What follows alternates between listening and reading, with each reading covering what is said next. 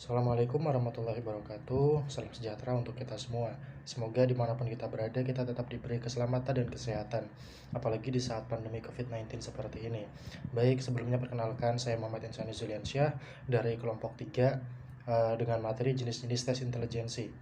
Nah, kelompok 3 sendiri teman-teman itu beranggotakan yang pertama Febiana Nur Alifa, kedua Febriana Lestari, ketiga Nurul Azizah, lalu saya sendiri Muhammad Insani Zuliansyah, lalu Muhammad Akmar Saraya, selanjutnya Muhammad Aditya Ramadan, dan yang terakhir adalah Siti Fatimah.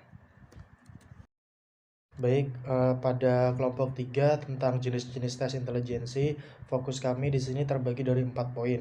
Yang pertama teori intelijensi, yang kedua jenis tes intelijensi, yang ketiga faktor yang mempengaruhi intelijensi, dan yang terakhir adalah kekurangan maupun kelebihan intelijensi. Pada slide ketiga yaitu mengenai definisi atau arti. Nah, intelijensi atau dalam bahasa Inggris itu intelligence, yang artinya kecerdasan atau kepandaian. Jadi bukan berarti intelijen tuh kayak badan intelijen milik kepolisian, bukan. Intelijensi itu adalah kecerdasan atau kepandaian. Nah, intelijensi juga merupakan kemampuan dalam berpikir maupun belajar serta memecahkan masalah dan kemampuan untuk beradaptasi pada lingkungan baru. Nah, itu dalam definisinya. Lalu dalam arti luas, intelijensi adalah kemampuan mencapai prestasi dalam berbagai bidang kehidupan. Nah, prestasinya itu dipengaruhi oleh kepandaian itu tadi, ataupun kecerdasan, atau kecerdikan, dan apapun lah itu. Lalu, sedangkan dalam arti sempit, dalam dunia sekolah, itu intelijensi merupakan kemampuan untuk mencapai prestasi belajar di sekolah. Itu dalam lingkup sempitnya, dalam pengertian di sekolahnya. Lalu pada slide keempat mengenai teori intelijensi akan dilanjutkan atau akan dipaparkan oleh rekan saya selanjutnya. Terima kasih. Baik, selanjutnya perkenalkan nama saya Muhammad Aditya Ramadan, NIM 1910 123 21 0030. Yang pertama, Alfred Binet. Menurut Alfred Binet, inteligensi merupakan sisi tunggal dari karakteristik yang etus kematangan seseorang. Kemudian menurut Edward Reed Thorndoni, menyatakan bahwa inteligensi terdiri atas berbagai kemampuan spesifik yang ditampilkan dalam wujud perilaku inteligensi. Oleh karena itu, teorinya dikategorikan ke dalam teori inteligensi faktor ganda. Yang ketiga, yaitu ada Charles Spearman. Pandangan Spearman tahun 1927 mengenai inteligensi ditunjukkan dalam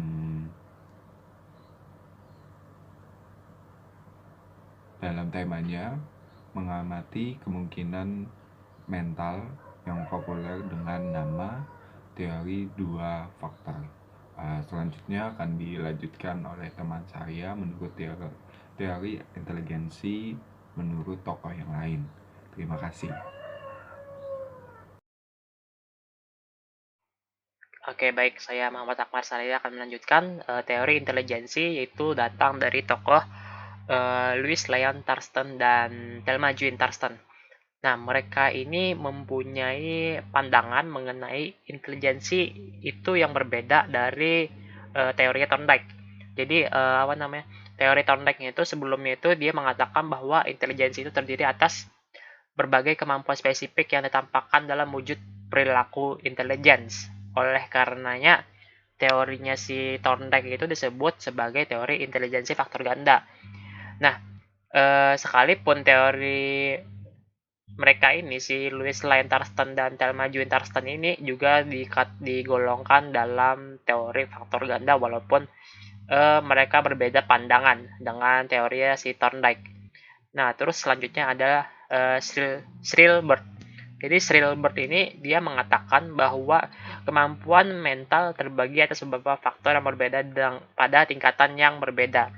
Jadi hubungannya mental dengan intelijensi itu sesuai dengan teorinya Charles S. Spearman yang sudah dijelaskan sebelumnya itu. Jadi pandangannya si Spearman, intelijensi itu ditunjukkan dalam teorinya mengenali kemampuan mental yang populer disebut dengan teori dua faktor. Jadi ya, inteligensi itu juga dipengaruhi oleh mental juga, kata si Shrilbert. Nah, faktor tersebut tuh adalah faktor yang umum. Contohnya faktor-faktor kelompok besar, faktor kelompok kecil, dan faktor spesifik. Oke, mungkin sekian itu aja, nanti dilanjutkan oleh teman saya. Assalamualaikum warahmatullahi wabarakatuh. Perkenalkan, nama saya Febiana Nur Alipa dengan NIM 1910-1233-2003. Di sini saya akan melanjutkan presentasi dari teman saya sebelumnya. Selanjutnya itu ada jenis-jenis intelijensi. Yang pertama ada skala intelijensi Stanford-Binet. Tes ini menguji 8 kapasitas intelijensi, yaitu intelijensi umum, pengetahuan, fluid reasoning, penalaran kuantitatif, pemrosesan bound ruang, working memory, IQ nonverbal, dan IQ verbal. Yang kedua ada CFIT atau Culture Fair Intelligence Test. CFIT diciptakan oleh Raymond Becquerel pada 1920. Tes ini mengukur intelijensi nonverbal yang di dalamnya termasuk kemampuan analitis dan penalaran. Selanjutnya ada TILL atau Tes Intelijensi Umum. TIU adalah tes yang digunakan untuk menangkap kecerdasan mental secara umum dari seorang individu. TIU diawali dengan tercetusnya tes mental oleh James McLean Kettle pada tahun 1860 sampai 1944. Selanjutnya ada TKD atau tes kemampuan dasar. Tes TKD merupakan tes kemampuan dasar yang mengukur kemampuan dasar individu. TKD pada dasarnya meliputi 2 kemampuan yang dimiliki oleh individu, yaitu yang pertama tes kemampuan dasar individu secara akademis dan tes bakat skolatis. Selanjutnya akan dilanjutkan oleh teman saya. Selanjutnya saya Nurul Aziza akan melanjutkan presentasi dari teman saya, yaitu tentang jenis-jenis tes intelijensi. Nah, jenis-jenis tes intelijensi ini yang kelima adalah tes Army-Alpha. Tes Army-Alpha merupakan tes psikologi, adalah sebuah tes yang dikembangkan oleh seorang psikolog Amerika bernama Arthur Sinton Otis. Nah, psikolog Otis ini mengembangkan tes Army-Alpha tuh pada tahun 1917. Nah, tes ini dikembangkan oleh Otis itu untuk sebenarnya untuk didedikasikan untuk angkatan militer Amerika. Nah, karena untuk angkatan militer Amerika ini jadi namanya dibuat jadi Army-Alpha. Nah, tes ini pernah dipakai untuk merekrut 1,7 tentara Amerika pada Perang Dunia Pertama. Terus tes Army-Alpha ini nih tujuannya tuh untuk mengukur tingkat kecerdasan, ketelitian, dan konsentrasi seseorang. Bentuk dari tes Army-Alpha adalah bentuknya tuh pilihan berganda atau multiple choice. Terus bisa dipakai untuk banyak peserta sekaligus. Gak harus satu penguji, satu peserta.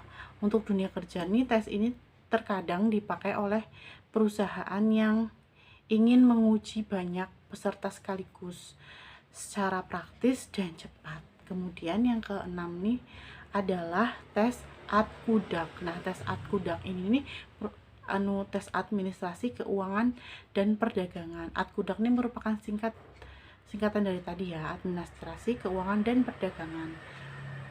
Lalu tes ADKUDAK ini merupakan tes bakat yang dirancang untuk intelijensi tingkat pendidikan minimal SMU. Nah, karena dipergunakan untuk perekrutan karyawan di Departemen Keuangan dan Departemen Perdagangan, sebenarnya tes ini nih terlebih pada pengukuran cara peserta tes dalam mengambil keputusan.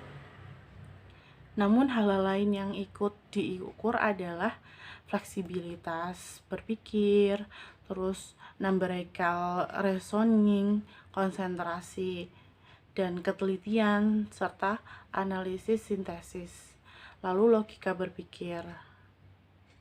Sekian dari saya, terima kasih.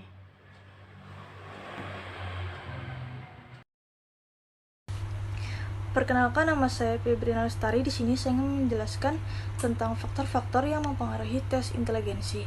Yang pertama ada faktor bawaan. Faktor bawaan merupakan faktor-faktor biologis yang diturunkan melalui pewarisan genetik pada orang tua. Pewarisan genetik ini dimulai pada saat terjadinya pembuahan, yaitu ketika reproduksi perempuan yang disebut ovum dibuahi oleh zat reproduksi laki-laki yang disebut spermatozoon. Nah, selanjutnya ada faktor lingkungan. Lingkungan menunjukkan pada segala sesuatu yang berada di luar diri individu. Faktor ini meliputi banyak hal, mulai dari status sosial ekonomi orang tua, pola gizi, stimulus, dan rangsangan, pola asuh orang tua, budaya, dan lain sebagainya. Nah, kalau misalkan status sosial ekonomi orang tua itu meliputi tingkat pendidikan orang tua, pekerjaan orang tua, penghasilan orang tua, dan lain-lain. Tingkat pendidikan orang tua berbeda satu dengan yang lainnya.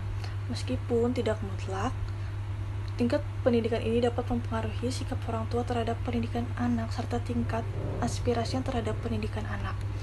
Nah, yang kemudian pola asuh orang tua ini terjadi ketika pola perilaku yang digunakan untuk berhubungan dengan anak. Pola asuh yang diterapkan tiap keluarga berbeda dengan keluarga lainnya. Berkaitan dengan pola asuh ini terdapat 3 macam pola asuh, yaitu otoriter, permisif, dan otoratif. Pola asuh otoriter adalah bentuk pola asuh yang menekankan pada pengawasan orang tua kepada anak untuk mendapatkan ketaatan atau kepatuhan. Orang tua bersikap tegas, suka menghukum, dan cenderung mengekang keinginan anak. Nah, kemudian pola asuh permisif merupakan bentuk pengasuhan di mana orang tua memberi kebebasan sebanyak mungkin pada anak untuk mengatur dirinya. Jadi anak itu tidak dituntut untuk bertanggung jawab dan tidak banyak dikontrol oleh orang tua. Selanjutnya, pola asuh otoritatif ini bercirikan ada. Assalamualaikum warahmatullahi wabarakatuh. Perkenalkan, nama saya Siti Fatimah, NIM 191012322017. Di sini saya akan melanjutkan presentasi dari teman saya. Saya akan menjelaskan sedikit mengenai kelebihan dan kelemahan dari tes intelijensi. Jadi berdasarkan pemaparan materi yang disampaikan teman-teman tadi, tes intelijensi juga memiliki kelebihan dan kelemahannya. Jadi yang kelebihan pertama dari tes intelijensi yaitu memberikan suatu cara untuk mengetahui kekuatan dan kelemahan individu. Yang kedua, dapat meramalkan atau memprediksi prestasi belajar dalam jangka pendek. Dan yang ketiga, memungkinkan para peneliti, pendidik, dan praktisi klinis melacak perubahan-perubahan yang mungkin terjadi pada individu. Dan yang keempat, mengungkapkan variabel penting kepribadian. Dan yang kelima, memberikan alasan dengan baik. Intelijensi tercermin dari tindakan yang terarah pada penyesuaian diri terhadap lingkungan dan pemecahan masalah yang timbul. Selanjutnya, mengenai kelemahan dari tes intelijensi itu, yang pertama, adanya keterbatasan dalam meramalkan atau memprediksi keberhasilan karir pekerjaan. Dan yang kedua, keterbatasan kemampuan untuk meramalkan keterampilan non-akademis seperti tingkat motivasi, ketajaman pemahaman, atau penilaian sosial, kreativitas, dan hubungan interpersonal. Dan yang terakhir yaitu penekanan terlalu banyak pada hasil akhir kerja fungsi kognitif, cenderung mengabaikan proses yang berlangsung di dalamnya. Dan mungkin itu saja yang dapat kami sampaikan. Kami kelompok 3 mengucapkan terima kasih atas perhatiannya. Wassalamualaikum warahmatullahi wabarakatuh.